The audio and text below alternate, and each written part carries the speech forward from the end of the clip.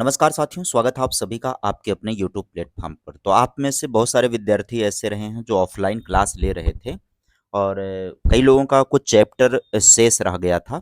संयोग से ऐसा हो गया था। कुछ लोगों को याद नहीं रहा तो जब बैचेज़ मर्ज हुई तो उसके बीच में थोड़ा-सा दिक्कतें आई थी। तो कुछ एक लोगों का ये जो कुछ एक टॉपिक है, 2-3 टॉपिक, ज़्यादा नहीं, 2-3 टॉपिक ऐसा है जो बच गया था। तो उनके मैसेजेज आने शुरू हो गए कि सर ये टॉपिक हमारा कैसे कंप्लीट होगा। तो अभी फ़िलहाल हमारे पास कोई ऐसी बैचेज उपलब्ध नहीं है जिसके ज़रिए मैं आप सभी को ये क्लासेस उपलब्ध करा पाऊँ। तो मैंने सोचा कि आपको मैं वीडियो क्लासेस उपलब्ध करवा दूँगा। तो ये 1-2 टॉपिक जो बचा हुआ है आपका, उसको मैं वीडियो के माध्यम से आप सभी को प्रोवाइड करवा दे रहा हूँ। बाकायदे आप सभी लोग लेक्चर को सुनिए, समझिए और नोट्स अपना तैयार कर लीजिएगा। एक टॉपिक है जिसको समायोजन कहते हैं, मोस्ट इम्पोर्टेंट होता है। लगभग हर परीक्षा में यहाँ से सवाल बनते ही बनते हैं। ख़ास करके अगर आप परीक्षा यूपी टेट का देने देने वाले रहेंगे और ख़ास करके डी ट्रिपल एसबी में ये सिलेबस में होता है, ये स्टेट में होता है, राजस्थान रीट जो देते हैं उसमें भी ये सवाल मोस्टली पूछा ही जाता है। सबसे ज़्यादा राजस्थान रीट में पूछा जाता है और एमपी टेट में पूछा जाता है ज़्यादातर सवाल। हरियाणा टेट में भी निकल कर के आता है यहाँ से सवाल। ये एडजस्टमेंट है जिसमें आपको अर्थ, प्रकार और रक्षा युक्तियाँ समझना है। ज़्यादा लंबी क्लास नहीं होगी। अ, अगर देखा जाए तो कुल मिला-जुला करके एक 25-30 मिनट की वीडियो आपको मिलेगी और इसी के ज़रिए आपका ये कंप्लीट हो जाएगा। तो आइए, बिना किसी चर्चा के विलंब के शुरुआत करेंगे समायोजन को। कंप्लीट आपको नोट्स बनाने का अवसर इसमें प्राप्त होगा। समायोजन किसको कहते हैं? एडजस्टमेंट होता क्या है? तो समायोजन का मतलब शाब्दिक अर्थ पर अगर हम जाएँ, तो इसको हम सिंपली बोलते क्या हैं? सम प्लस आयोजन। सामान्य तौर पर अगर हम बात करें तो समधन आयोजन, इसका अर्थ ये निकल कर के आता है, समधन आयोजन। यानी कि भली-भाँति व्यवस्थित करना अपने आप को। सम का मतलब होता है ठीक प्रकार से, आयोजन का मतलब है कि अपने आप को व्यवस्थित करना। सामाजिक जीवन के धरातल पर व्यक्ति के सामने तमाम ऐसी परिस्थितियां आती रहती हैं कि जिसमें वह अपना मानसिक सामंजस्य खो देता है। बहुत बार ऐसी परिस्थितियां आती हैं, चिंता, तनाव, भगनासा, ये तमाम ऐसी स्थितियां होती हैं जिसमें व्यक्ति अपना सामंजस्य खो देता है। यानी कि अपने आप को एक संतुलित अवस्था में नहीं रख पाता है मानसिक तौर पर। ऐसे में अपने आप को संतुलन में लाने के लिए व्यक्ति को कुछ प्रकार के नए व्यवहार अपनाने पड़ते हैं या नए प्रकार के मानसिक व्यवहार कह लीजिए या नए प्रकार के व्यवहार अपनाने पड़ते हैं। यही प्रक्रिया जो होती है वो समायोजन की प्रक्रिया कहलाती है। ये जो नए प्रकार के व्यवहार अपनाए जाते हैं, ये वो तरीका होता है जिसके ज़रिए हम अपने आप को फिट बाँध पाते हैं, अपने आप को एडजस्ट कर पाते हैं। जैसे मान लो किसी को ये लग गया कि वो परीक्षा में सफल नहीं हो पा रहा है क्योंकि कोई ऊपरी बाधा है, उसके ग्रह दोष सही नहीं है, उसे नक्षत्र उसके सही नहीं है, उसे अपनी कुंडली दिखा देनी चाहिए, उसे कुछ माला, अंगूठी इत्यादि धारण करना चाहिए, उसे व्रत रखना चाहिए, पूजा-पाठ करना चाहिए। तो यह एक मानसिक शांति देने की प्रक्रिया होती है। जब तक उसके दिमाग में ये रहेगा कि चीज़ें हमारे अकॉर्डिंग नहीं हो रही हैं, कहीं न कहीं ऊपरी कोई व्यवधान है, कोई चीज़ें तो हैं जो हमें डिस्टर्ब कर रही हैं, तो ये चीज़ें उसके मानसिक संतुलन को बिगाड़ेंगी।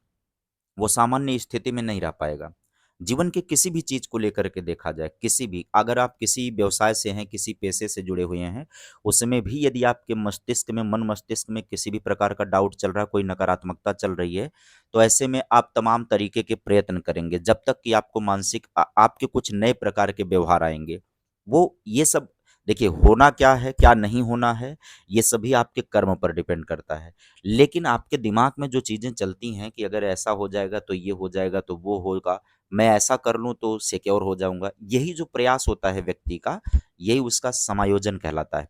जो व्यक्ति इसमें निपुण होता, माहिर होता है, वो परिस्थितियों से तालमेल तेज़ी से बनाता है और अपने जीवन में उन्नति को प्राप्त करता है।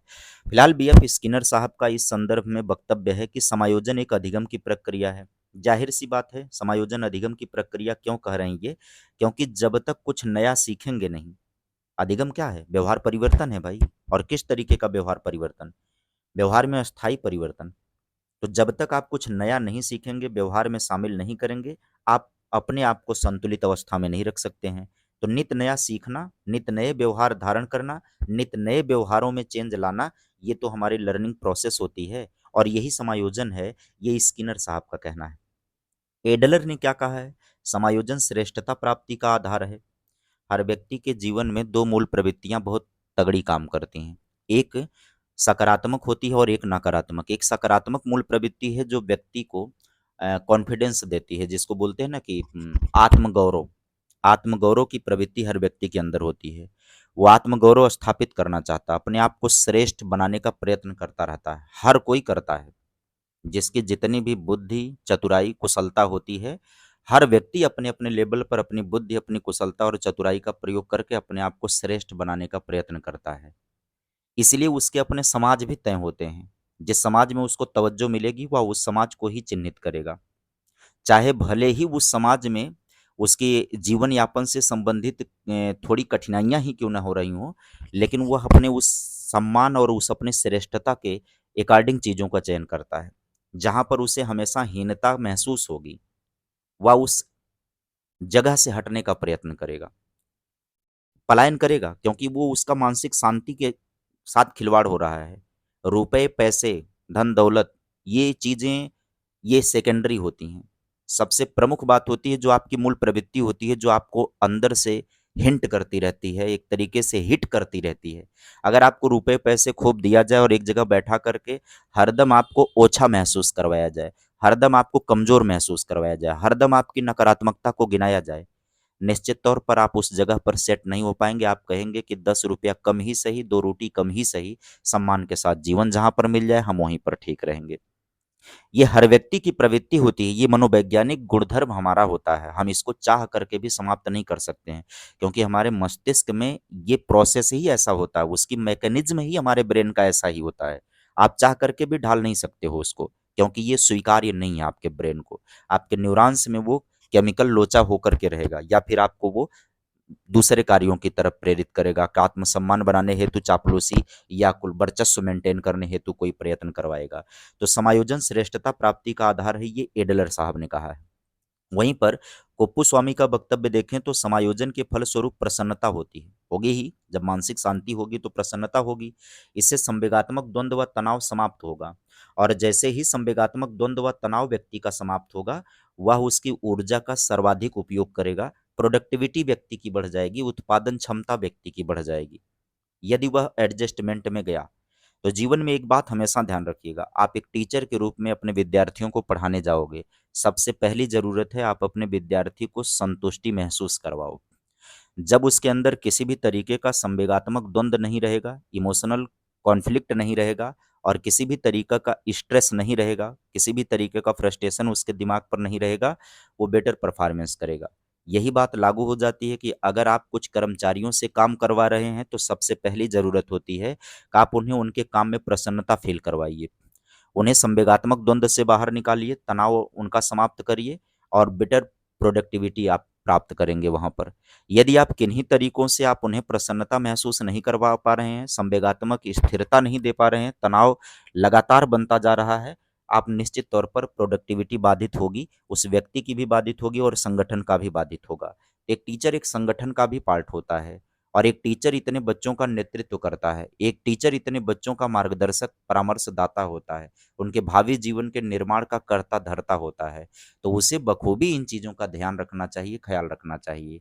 टीचर एक निर्माता के रूप में होता है, इसीलिए हमारी संस्कृति में गुरुर देवो गुरुर ब्रह्मा वो होता है ना, माहेश्वरा की मतलब भगवान की संज्ञा दी गई है, भगवान के बराबर तुल्य माना गया है, क्योंकि आप निर्माण संबंधी कार्य कर रहे हो।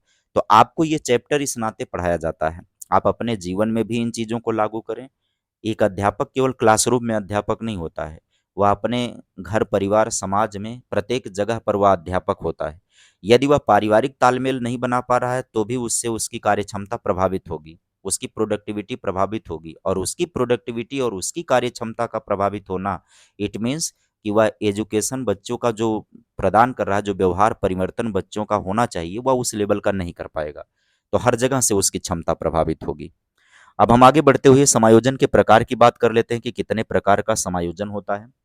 तो समायोजन मूल तौर पर बात करें तो 3 प्रकार का समायोजन यहाँ पर होता है। एक होता है रचनात्मक समायोजन, एक होता है मानसिक मनोरचना, और एक होता है स्थानापन्न समायोजन। अब यहाँ पर हम तीनों की बात कर लेते हैं, रचनात्मक, स्थानापन्न और कौन-सा है? Sorry 1 minute. यहाँ पर रचनात्मक समायोजन हो गया, मानसिक मनोरचना हो गया, स्थानापन्न समायोजन हो गया। 3 प्रकार का समायोजन होता है।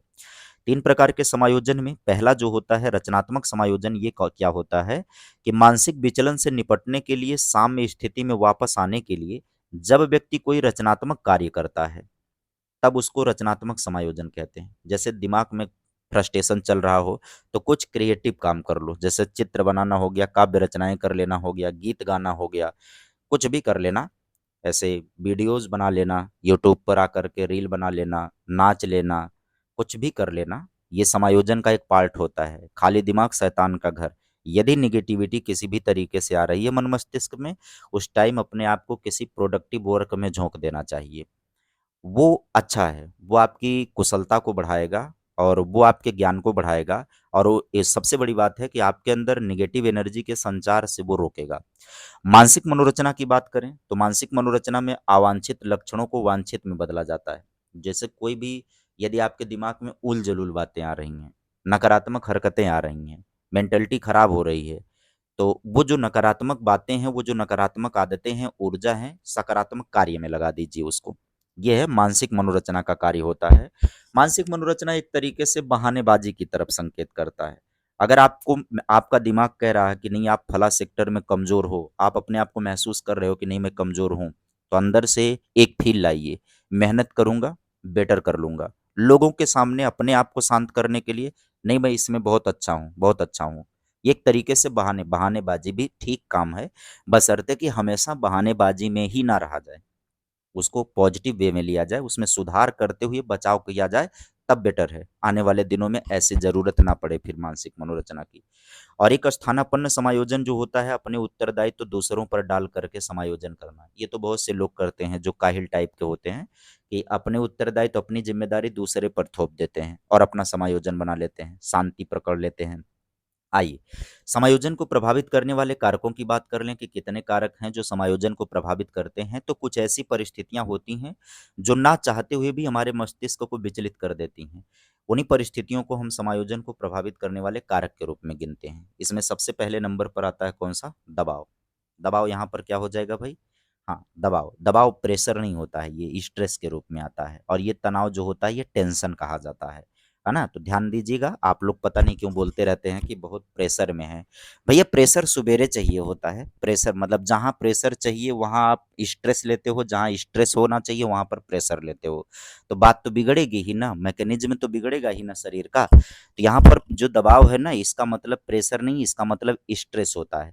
जब कोई व्यक्ति अपने किसी भी परिणाम को लेकर के या मान सम्मान को लेकर के, अपने किसी परिणाम को और अपने किसी मान सम्मान को लेकर चिंतित हो रहा है, और उसी समय किसी बाहरी व्यक्ति के विचार से वो प्रभावित होता है ना, तो उसका जो मानसिक विचलन महसूस होता है उसको दबाव कहते हैं। जैसे मान लो आपने कोई परीक्षा दी है और आप अपने रिजल्ट को लेकर के चिंतित हैं, या आपने ओएमआर भरते समय कुछ ऐसी गलतियां कर दी हैं कि दिमाग में बार बार ये सवाल आ रहा है कि कहीं मेरी कॉपी ऐसा तो नहीं होगा कि चेक नहीं होगी। तो ऐसे में आपका जो दिमागी विचलन उत्पन्न हो रहा है, उसी बीच कोई बाहरी आ जाए, मतलब कोई आपका मित्र आ जाए, कोई बगल का आ जाए, और वो आप उससे बातें अपनी शेयर करो, तो उसमें वो क्या करेगा? अरे फलाने का ऐसा हुआ था, उनका रिजल्ट इनवैलिड बता दिया था, उनका क्वालिफाई तो नहीं हो पाया था। तो अब उस बात से आपके दिमाग में एक तो पहले से बवंडर चल रहा था, पहले से एकदम तूफान मचा हुआ था। अब उसने उस तूफान को चक्रवात का रूप दे दिया, एकदम भयंकर तरीके का बवंडर मच जाएगा। वो क्या कहलाता है? दबाव कहलाता है, किसी की बातों का। तनाव क्या है कि जब कोई व्यक्ति अपने किसी कार्य को साथ समय पूरा नहीं करता है, तो जैसे जैसे कार्य पूरा होने का समय करीब आता है, मानसिक विचलन होता है। इस विचलन को तनाव कहा जाता है। जैसे परीक्षा करीब आ रही हो और किसी ने अपनी तैयारी नहीं कर रही हो, पूरी करी हो, तो जैसे जैसे परीक्षा का दिन करीब आता है वैसे वैसे मानसिक विचलन होता है, तो उसको क्या कहते हैं? तनाव कहते हैं। जैसे बहुत से लोग चाह रहे थे कि टीजीटी के एग्जाम का डेट बदल जाए, क्योंकि यही 14-15 को एग्ज़ाम होना था। बहुत से लोगों ने के अभी तैयारी शुरू ही नहीं हुई थी, साथ समय वो अपने कोर्स को भी कंप्लीट नहीं किए हुए थे। मतलब कुल मिला-जुला करके अभी वो तैयार नहीं थे। अभी वो चाह रहे थे कि बदले, लेकिन अगर नहीं बदलता, जैसे-जैसे परीक्षा की तिथि करीब आती, उनके मन मस्तिष्क में जिस प्रकार का विचलन होता ना, उसी को तनाव कहते। कोई भी कार्यक्रम भी हो रहा हो घर पर, कोई भी सांस्कृतिक कार्यक्रम, शादी विवाह इत्यादि का प्रोग्राम बना हुआ हो, तिथि निर्धारित हो, और साथ समय तैयारी ना हो रही हो, लेट लतीफ़ी हो रही हो, जैसे-जैसे समय करीब आएगा ना, तो दिमाग में जो परिवर्तन होगा उसी परिवर्तन को तनाव कहेंगे। अगला जो प्रभावित करने वाला कारक होता है उसको कॉन्फ्लिक्ट कहते हैं, द्वंद्व जिसको कहते हैं। जब व्यक्ति 2 अलग-अलग परिस्थितियों में फँस जाता है और निर्णय नहीं कर पाता है कि क्या करें, क्या ना करें, तो ऐसे को क्या कहते हैं? द्वंद कहते हैं। क्या करें क्या ना करें ये कैसी मुश्किल हाय, ये क्या है भाई? इसी को द्वंद कहते हैं। और नैतिकता में जब समझाता हूं तो यही उदाहरण देता हूं कि इसी को नैतिक दुविधा कहते हैं। अभी तो यहाँ आप कॉन्फ्लिक्ट से काम चलाइए, द्वंद इसको कहते हैं। जैसे एक ही दिन में दो परीक्षाएं हो जाएं, अब ये बवाल हो जाता है, साला अब कौन सी परीक्षा दें? दोनों प्रिय हैं, दोनों प्रिय हैं तो किसको दें? कौन सा दें? गांव देहात में एक कहावत बोली जाती है कि पुतौ निक भतरो निक केकर क्रिया खाई। हाँ, मजा आएगा अगर इस कहावत को आप सुनेंगे तो आनंद आ जाएगा। हमारे यहाँ भरपूर बोला जाता है, पुतौ निक भतरो निक केकर क्रिया खाई। मतलब कि बेटा भी अच्छा है और पति भी अच्छा है, तो कसम खाएं किसकी हम? दोनों की तरफ हमारी मोह माया है। तो वो वाली बात आ जाती है। द्वंद के प्रकार की बात करें तो द्वंद कितने प्रकार का होता है? तो एक होता है उपागम उपागम द्वंद, जिसको बोलते हैं अप्रोच अप्रोच कॉन्फ्लिक्ट। एक होता है उपागम परिहार, अप्रोच एवाइडेंस होता है। और एक परिहार परिहार एवाइडेंस एवाइडेंस कॉन्फ्लिक्ट इसको कहा जाता है। अब इसमें सबसे पहली बातचीत हम लोग कर लेते हैं किसको लेकर के? उपागम उपागम द्वंद को लेकर के। अप्रोच अप्रोच कॉन्फ्लिक्ट क्या होता है? जब व्यक्ति के सामने ऐसे दो लक्षण आ जाएं जो समान रूप से आकर्षित करते हों, परंतु व्यक्ति को चयन सिर्फ एक ही का करना हो। जैसे एक ही दिन दो परीक्षाएं हो जाएं, परंतु बैठना केवल एक ही परीक्षा में है ना? शादी के लिए दो फोटोग्राफ आ जाए, दोनों अच्छी लग रही हों, दोनों की तरफ अप्रोच बन रहा हो, लेकिन आप राजा दशरथ तो हैं नहीं कि आप दोनों को ला के बैठा लेंगे, है ना? तो वहां पर आपको चिन्हित एक ही को करना पड़ेगा। तो वही क्या है कि वहां पर उपागम उपागम द्वंद हो जाता है जब दो लक्ष्य बहुत प्यारे लगने लगते हैं। इसके बाद एक होता है उपागम परिहार द्वंद जो होता है। एक होता है अप्रोच एवाइडेंस जो होता है, जब व्यक्ति के सामने कोई एक ऐसा लक्ष्य आ जाए। यहाँ पर कोई एक ही लक्ष्य होता है, वो जितना आकर्षित करता है उतना ही डराता भी है। मतलब आकर्षण के कारण उसे अपना लिया जाए और भय के कारण छोड़ दिया जाए, इसी द्वंद को क्या कहते हैं? उपागम परिहार कहते हैं। जैसे आजकल की घटनाएं जो हो रही हैं, कोई नीले ड्रम में जा रहा है, कोई पीले ड्रम में जा रहा है। तो आजकल बालक लोग क्या परेशान हैं कि शादी करना भी है क्योंकि बाबू थोना जादू टोना अपना अच्छा लग भी रहा है, और दूसरी तरफ जो समाज में घटनाएं घट रही हैं वो घटनाएं डरा भी रही हैं। तो एक जो वो प्यारा सा चेहरा है, प्यारी सी बात है, अभी वो जो मंद मंद मुस्कान है वो बड़ी अच्छी लग रही है, उसके आकर्षण में फंस करके तो मन कर रहा है कि नहीं, साथ में होना चाहिए। लेकिन जो ये घटनाएं घट रही हैं ये डरा दे रही हैं व्यक्ति को अंदर से, अरे अरे रे, ये नहीं होना चाहिए। तो इस तरीके का क्या होना चाहिए कि जो लक्ष्य जितना आकर्षित करता हो उतना ही डराता हो, तो वो उपागम परिहार द्वंद के अंतर्गत आएगा। एक होता है परिहार परिहार द्वंद, जिसको एवाइडेंस एवाइडेंस कॉन्फ्लिक्ट कहते हैं। जब व्यक्ति के सामने दो ऐसे लक्ष्य आ जाएं कि वह दोनों को ही नहीं प्राप्त करना चाहता है, परंतु उनमें से एक का चयन आवश्यक हो जाता है। मान ना मान मैं तेरा मेहमान। भाई तू स्वीकार कर या ना कर, एक को स्वीकार करना ही करना पड़ेगा। कहाँ तक भाग करके जाएगा? तो ऐसी कंडीशन में परिहार परिहार द्वंद्व होता है। ठीक है।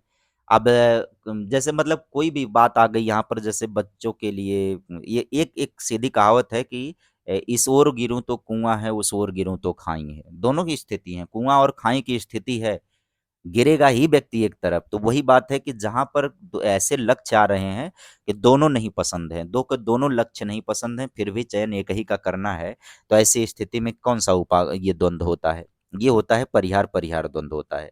इसके बाद एक और होता है। अब द्वंद्व का काम खत्म हो गया। अब प्रभावित करने वाले कारकों में एक एनेक्सिटी होता है जिसको दुश्चिंता कहते हैं। दुश्चिंता क्या होता है? पुराने कोई ख्याल जब वापस दिमाग पे आ जाते हैं, कुछ जीवन में ऐसा घटित किए हो, कुछ ऐसा कचड़ा मचाए हो, कुछ ऐसा पुलाव पकाए हो जिस पर आपने पर्दा डाल दिया हो, लेकिन कभी कभी ना चाहते हुए वो अचेतन मन की बातें चेतन मन में आ जाती हैं ना, तो व्यक्ति को पुरानी घटनाएं याद आने लगती हैं। उन घटनाओं से व्यक्ति के मन मस्तिष्क में जो चिंता का भाव उत्पन्न होता है उसको दुश्चिंता कहते हैं। ठीक है। जैसे ये कांग्रेस के एक बड़े नेता थे, नाम नहीं लूंगा, तो उनकी एक संतान निकल आई 18 20 22 साल के बादों। 20 22 साल 25 साल का हुआ जब वो लड़का, तो उसने क्लेम कर दिया कि मैं, मेरे बाप फला हैं। कोर्ट में चैलेंज कर दिया उसने। डीएनए टेस्ट हुआ, तो डीएनए टेस्ट में रिपोर्ट में कायदे का रिपोर्ट मिल गया कि हाँ भैया ये सिद्ध हुआ कि हाँ उन्हीं की वो संतान है। तो उसने हिस्सा लिया लड़ करके कानूनी तौर पर। अब ऐसे तमाम नेता लोग संकट में आ गए, ऐसे तमाम नेता लोगों के अचेतन मन की बातें चेतन मन में आने लगी, जिन्होंने इस तरीके की घटनाएं घटाई थी। सब सोचने लगे कि कहीं हमारा वाला कहीं से ना निकल करके आ जाए दूसरा। सब एकदम एक मतलब इकट्ठे तनाव में चल रहे थे, दुश्चिंता में चल रहे थे बेचारे। तो जीवन में जो कुछ भी गलत हुआ हो, अगर उसको लेकर के कभी भी मन में ख्याल आ जाता है कि आपके द्वारा गलत किया गया हो, और ख्याल आ जाता है कि फिर कभी वापस से कि कहीं पर्दा ना खुल जाए उसका, पर्दा ना उठ जाए उस पर से, तो जो मानसिक विचलन होता है उसको दुश्चिंता कहते हैं। एक होता है भगनासा, अवसाद या कुंठा। जब एक व्यक्ति अपने किसी कार्य को पूरा होने की उम्मीद में होता है और परिणाम का इंतजार कर रहा है, परंतु किसी कारणवश सकारात्मक परिणाम नहीं मिलता है, तब उसका जो मानसिक विचलन होता है उसको भगनासा, अवसाद या कुंठा का नाम दिया जाता है। ठीक है? जैसे किसान क्या है कि अपने फसलों के इंतजार में होता है। अभी आपने देखा है कि दवाई का समय चल रहा था, गेहूं की कटाई का, तो बहुत सारे किसान भाई ऐसे थे जिनकी फसलें एकदम लहलहा रही थी, पक गई थी एकदम खेत में। तो बड़ी सारी उम्मीदें पाल लेते हैं ना, कि मेरी फसल उपजेगी तो मैं कुछ उससे नया काम करूँगा। तो तमाम तरीके से कई बार ऐसा हुआ कि बिजली के खंभे से आग लग गई, कई बार वैसे ही फसलें जल जाती हैं। तो ये जो प्राकृतिक आपदाएँ आकर के अचानक से उम्मीदों पर पानी फेर देती हैं ना, इसे भग्नासा, अवसाद या कुंठा कहते हैं। ये ना व्यक्ति को पागलपन की तरफ ले जाती है। भागनासा, अवसाद या कुंठा हो जाए तो व्यक्ति या तो पागलपन की तरफ जाता है या फिर आत्महत्या की तरफ आगे बढ़ता है। उम्मीदों का टूटना ही क्या होता है? भग्नासा, अवसाद या कुंठा होता है। बहुत खतरनाक होता है ये। चलिए, अब समायोजन के तरीके क्या हैं? मान लीजिए अभी तो हम समस्याएँ बताए हैं कि ये सारी समस्याएँ समायोजन के अंतर्गत होती हैं। अब बात आती है कि समायोजन की विधियाँ या तरीके कौन-कौन से होते हैं। तो समायोजन के तरीके में 2 तरीके होते हैं। एक समायोजन का प्रत्यक्ष तरीका होता है और एक समायोजन का अप्रत्यक्ष तरीका होता है। प्रत्यक्ष तरीके को समायोजन में क्या होता है कि देखो, जब डायरेक्ट सीधी अंगुली से घी निकल जाए उसको कहते हैं। यहाँ पर बाधा निवारण हो गया, मार्ग परिवर्तन हो गया, लक्ष्य प्रतिस्थापन, निष्कर्ष निर्णय हो गया। अप्रत्यक्ष के अंतर्गत आता है कौन? दमन, समन, दीवा स्वप्न, नकारना, उदात्तीकरण, प्रक्षेपण, प्रत्यावर्तन, प्रत्यागमन, प्रतिक्रिया निर्माण, युक्तिकरण, आत्मीकरण, क्षतिपूरक उपाय और आक्रामक उपाय। अब इसमें सबसे पहली चर्चा हम करेंगे प्रत्यक्ष उपायों की। प्रत्यक्ष उपाय में जो सबसे पहली उपाय है वो कौन सी है? बाधा निवारण है। बाधा निवारण क्या है कि जब कोई व्यक्ति यह सोचता है कि उसके कार्यों में कोई बाहरी बाधा आ रही है जिसके कारण वह असफल हो रहा है, वह बाहरी बाधा से निपटने के लिए कुछ प्रकार के उपाय अपनाता है। वही प्रकार एक प्रकार का जो उपाय वो अपनाता है ना, वो अंधविश्वास टाइप का होता है। परंतु ऐसा कर लेने से उसके जो मानसिक शांति मिलती है, उस मानसिक शांति से ही उसका क्या कहते हैं? बाधा निवारण कहते हैं। जैसे पहले आप याद करो, जब आप छोटे बच्चे रहे होंगे तो मम्मी आपको मीच खून करके नहला-धुला करके ऐसे काला टीका लगा देती थी, ताकि मेरे लल्ला को नज़र ना लग जाए। सरिया करिया ले ले अइहा नजरिया ना लागे। तो यहाँ पर मतलब करियई साड़ी पहन के क्या मतलब है? नज़र नहीं लगेगी। नज़र क्या चीज़ होती है किसी ने आज तक यही नहीं समझाया है। लेकिन फिर भी मानसिक शांति होती है कि काला टीका लगा देने से बच्चा नज़र से बच जाएगा। बहुत से लोग अपने दुकानों पर, प्रतिष्ठानों पर इस तरीके का बाधा निवारण यंत्र रखते हैं। बहुत से लोग इस तरीके की वो पहनते हैं, अंगूठी पहनते हैं, माला पहनते हैं, कुंडलियाँ अपनी दिखाते हैं। तो ये बाधा निवारण के अंतर्गत आता है। इसके बाद हम बात कर लेते हैं, तो बाधा निवारण के बाद अगला होता है मार्ग परिवर्तन, एक तरीका होता है समायोजन का। इसमें क्या है कि जब कोई व्यक्ति अपने किसी लक्ष्य को प्राप्त करना चाहता है तथा उसके लिए प्रयत्न करता है परंतु सफल नहीं हो पाता है, तो वह किसी दूसरे मार्ग को अपनाकर सफल होता है। इसको क्या कहते हैं? समायोजन का यह तरीका मार्ग परिवर्तन है। जैसे अगर सेल्फ स्टडी से सफलता नहीं मिल रही है तो किसी विशेषज्ञ से कोचिंग ले लेना, ये मार्ग परिवर्तन है। लक्ष्य प्रतिस्थापन क्या होता है? जब कोई व्यक्ति किसी बड़े लक्ष्य को अपना करके प्रयत्नशील होता है परंतु उसे सफलता नहीं मिलती है, तब वह उसी प्रकृति के छोटे लक्ष्य अपनाकर सफलता प्राप्त करता है और खुद का क्या करता है? समायोजन करता है। जैसे बहुत से लोग पीसीएस परीक्षा की तैयारी करने वाले होते हैं, लेकिन जब उसमें सफलता नहीं मिलती है तो उससे अधीनस्थ उसी कैटेगरी का सिमिलर जो सिलेबस होता है, सिमिलर पैटर्न होता है, छोटे लक्ष्य को अपना करके सफलता प्राप्त करके खुद का समायोजन करते हैं। ये लक्ष्य प्रतिस्थापन होता है, मतलब टारगेट ही बदल देना। निष्कर्ष निर्णय क्या होता है भाई?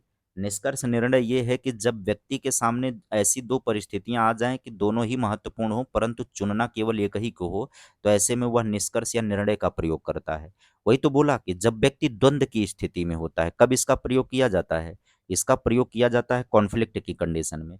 जब व्यक्ति द्वंद्व की स्थिति में होता है कि क्या करें क्या ना करें, यानी कि एक को चिन्हित करना ही जरूरी है, तो वहां पर वो निर्णय का प्रयोग करता है। निष्कर्ष या निर्णय उसी को कहा जाता है। अब समायोजन के अप्रत्यक्ष उपायों की बात कर ले तो अप्रत्यक्ष उपाय में एक होता है दमन, जिसको रिप्रेशन कहा जाता है। इसमें क्या है कि जब कोई व्यक्ति अपनी इच्छाओं का दमन करते हुए समायोजन करता है, इच्छाएं मार करके समायोजन करना। जैसे अगर कोई व्यक्ति मधुमेह पीड़ित है, मिठाई खाने की इच्छा कर रहा है, मिठाई की दुकान पर गया, लेकिन अगर वो मिठाई खा लेगा तो फिर मिठाई उसे खा लेगी। अब वहां पर वह अपनी इच्छा का क्या करेगा, दमन करेगा। इस तरीके से वह मानसिक शांति प्राप्त करेगा, क्या ही कर सकता है। दूसरा होता है सप्रेशन, समन, अपनी पूरी ना होने वाली इच्छाओं को भूलने का प्रयास करते हुए समायोजन करना। ऐसी इच्छाएं जो पूरी नहीं हो रही हैं, पूरी करने का प्रयास तो किया जा रहा है लेकिन पूरी नहीं हो रही हैं, तो उसको क्या बोलते हैं, समन। वही बात है, जा सजना तुमको भुला दिया। ठीक है, याद है ना गाना। तो वहां पर इच्छा तो होती है प्राप्त करने का, लेकिन वो प्राप्त नहीं हो पाती है, तो भूलने का प्रयास होता है ना, कि भरी बरसात में पी लेता हूँ, मुझे टुकड़ों में नहीं जीना। याद है ना। वही वाले जितने भी गाने हैं ये सैड सॉन्ग, वो समन का ही एग्जाम्पल होते हैं। अगला होता है दीवा स्वप्न, डे ड्रीम, जिसको फैंटेसी, अतिशय कल्पना या कल्पना तरंग कहते हैं। हकीकत में ना पूरा होने वाले ख्वाब को कल्पना में जाकर पूरा करना, इसी को दीवा स्वप्न कहते हैं। हवाई किले बनाना, खास करके किशोरावस्था में ये चीजें होती हैं। किशोरावस्था का बालक समायोजन का दो जो तरीका अपनाता है वो दीवा स्वप्न का ही होता है। जो कार्य वह हकीकत में नहीं कर पाता है, उसे वह ख्वाब में पूरा करता है, कल्पना में हवाई किले बनाता है। नकारना क्या है, नकारना है कि जब कोई व्यक्ति यह सोचता है कि कोई कार्य या व्यवहार वह कर पाने में असमर्थ है, तब उसमें मानसिक विचलन उत्पन्न होता है।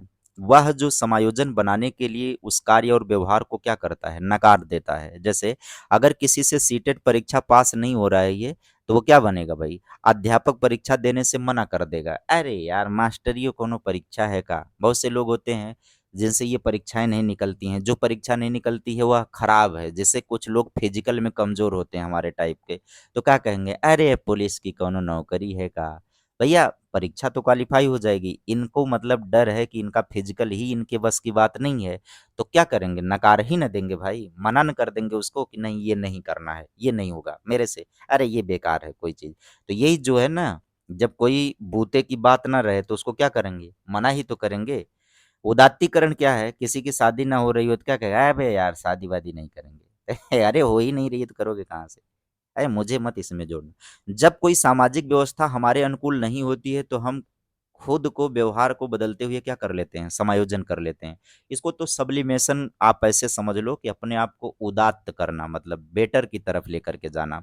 जैसे ये युवराज सिंह T20 में जो झगड़ा हो गया था वर्ल्ड कप के दौरान, ब्रिटिश गेंदबाज था कोई, अंग्रेज अंग्रेज, उससे लड़ाई हो गई थी, तो मन कर रहा था उसका कि बल्ला लेकर के साले का सर तोड़ दूं, लेकिन उसने सर नहीं तोड़ा। वही क्रोध जो अगले ओवर में 6 गेंदों पर दिखाया उसने और 6 छक्के मारे। ये व्यवहार का सब्लिमेशन कहलाता है। अगला होता है बच्चा प्रोजेक्शन। प्रोजेक्शन प्रक्षेपण जिसको कहते हैं, अपनी गलती अथवा कमजोरी दूसरे पर आरोपित करते हुए समायोजन बनाना प्रोजेक्शन कहलाता है। नाच न जाने आंगन टेढ़ा, ये सिंपल एग्जाम्पल आप समझ लो। नाच न जाने क्या है, आंगन टेढ़ा, ये प्रोजेक्शन कहलाता है, अपनी गलती दूसरे पर थोप देना। प्रतिगमन क्या होता है भाई, रिग्रेशन। जब व्यक्ति गम या अवसाद में है तो वह भूतकाल में जाकर अपने अवसाद को दूर करता है। बचपन से बचपन में जाना, एक सिंपल कोटेशन याद रख लो। जीवन की समस्याओं से निपटने के लिए बाल्यावस्था की तरफ लौटना ही प्रतिगमन कहलाता है। ये मॉर्गन की परिभाषा है। प्रत्यागमन क्या होता है भाई, प्रत्यागमन का मतलब जब एक व्यक्ति दुखद परिस्थितियों से दूर जाकर समायोजन बनाता है तो उसे प्रत्यागमन कहते हैं। ये प्रत्यागमन 3 तरीके का होता है, एक पलायन होता है, पृथक्करण होता है, विस्थापन होता है। पलायन में क्या है, दुखद परिस्थिति से हमेशा के लिए दूर जाना, पलायन हो गया। थोड़े समय के लिए परिस्थिति से दूर जाकर पलायन करना, ऋषिया के नैहरे भाग जाना, पहले की महिलाएं करती थी ना, ऋषिया के नैहरे भाग जाती थी, तो ये पृथक्करण होता है। और विस्थापन मतलब थोड़े समय के लिए बातचीत बंद कर देना, यानी ब्लाक उलाक मार देना, या घर में रहना, मुंह फुलाए रहना, ये विस्थापन होता है। ये समायोजन का पार्ट होता है, एडजस्टमेंट का, ये सब करना चाहिए, जरूरी है।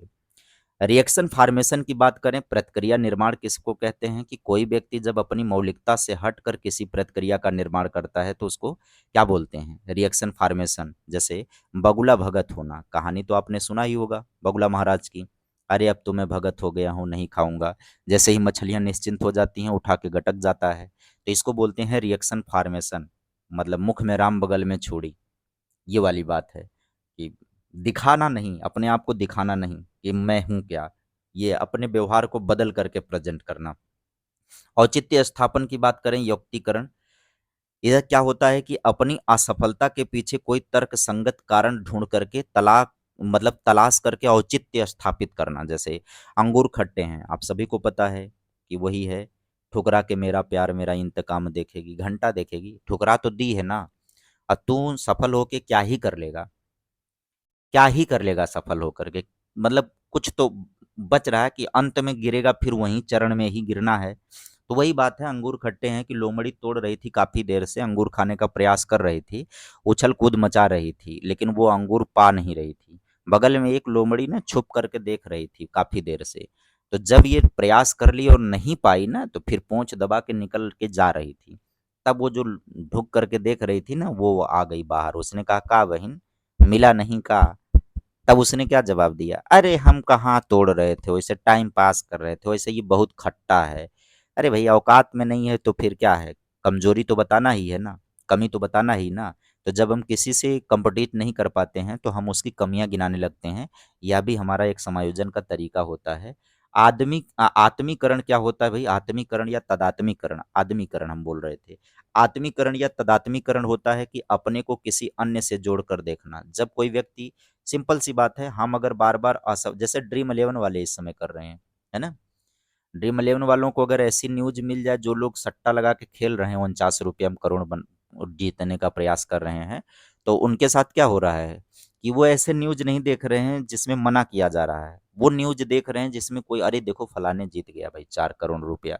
अगर उनको मना किया जा रहा है तो कह रहे हैं फलाने जीत गया। अपने आप को दूसरे से जोड़ करके देखना, हर कोई नहीं ना जीत रहा है। क्षतिपूरक उपाय की बात करें, ये क्या होता है कि जब किसी व्यक्ति में किसी प्रकार की कमी हो और वह उस कमी को पूरा करने के लिए जो उपाय प्रयोग में लाए, उसको क्या कहते हैं? क्षतिपूरक उपाय उसी को कहा जाता है। उपाय को प्रयोग में लाता हो कमी को दूर करने के लिए। जैसे इसमें दो तरीका होता है, एक प्रत्यक्ष उपाय होता है, एक अप्रत्यक्ष उपाय होता है। प्रत्यक्ष उपाय में होता है कि जिस क्षेत्र में कमी हो उसी से पूरा कर लिया जाए। जैसे किसी को अगर सीटेट में सफलता नहीं मिल रही है कोई सब्जेक्ट कमजोर होने के कारण, जैसे किसी का मैथ कमजोर है, किसी का इंग्लिश कमजोर है, तो जो सब्जेक्ट कमजोर है उसी को मेहनत करके उसी में सफलता अर्जित कर लेना, ये प्रत्यक्ष उपाय के अंतर्गत आएगा।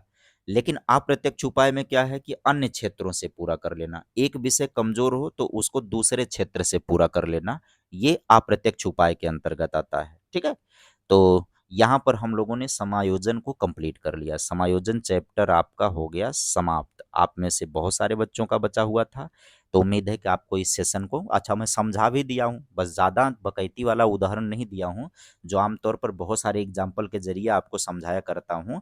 बट क्या है कि ऑनलाइन क्लास की अपनी एक मर्यादा होती है, उसमें बातों की लिमिटेशन होती है, अन्यथा ऑडियंस का ध्यान जो है वो भंग होता है। फिर भी आप सभी को एक बेहतरीन सा कंटेंट मिल गया होगा, अच्छा लगा होगा, तो वीडियो के नीचे आप कमेंट में ज़रूर लिखिएगा, ज़रूर से ज़रूर इस वीडियो के विषय में, कंटेंट के विषय में बताइएगा। और एक दो चैप्टर और हैं उसको भी हम इसी तरीके से उपलब्ध करा देंगे। हाँ, संपूर्ण आप सभी को नहीं मिलेगा, जो बचा हुआ है वो कंटेंट आपको मैं प्रोवाइड करवा दूंगा। वीडियो देखिएगा, नोट्स बना लीजिएगा। फिलहाल इस सेशन में इतना ही। अगर आप चैनल पर नए लोग हों, जो विद्यार्थी नया हमको देख रहा होगा, तो वो इतना सा कर देगा, कुछ सब्सक्राइब कर देगा और वीडियो को लाइक करके एक प्यारा सा कमेंट छोड़ देगा वीडियो के नीचे। Bye bye, take care, thank you.